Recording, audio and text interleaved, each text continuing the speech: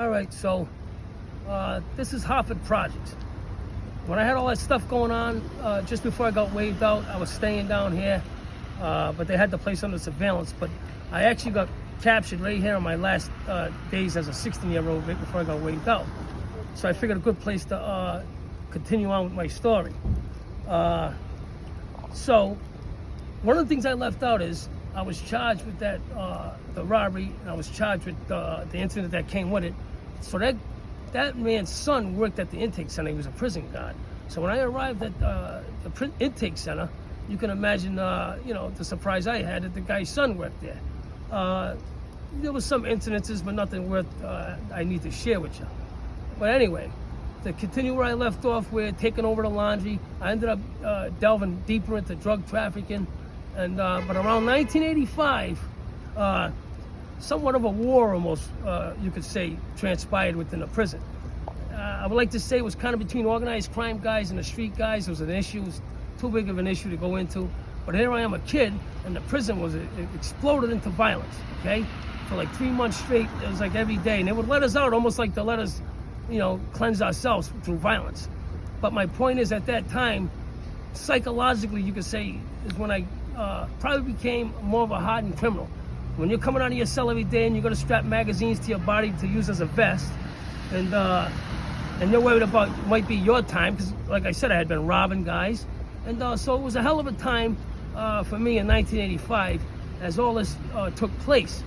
And several guys were hit. Organized crime guy was hit.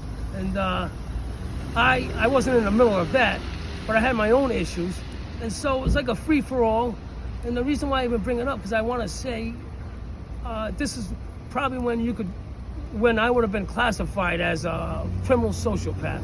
Me, I don't like that term, but if you embrace crime and prison life and all that the way I did, that's the title that probably would have been handed to you, right? So I went from bad to worse, as I always like to say when I went to prison. And so I went in at 16, I was paroled at 21. But in the meantime, I told you the violent episodes that happened. There's a couple others.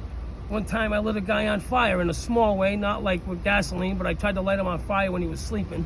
And he got up like a professional and put the goddamn fire out like it happened to him 20 times before. And really, when I thought he was going to burn to death, I actually got nervous. I was just trying to get rid of the guy because he was an informant, and it worked. But good thing he was able to wake up and put the fire out.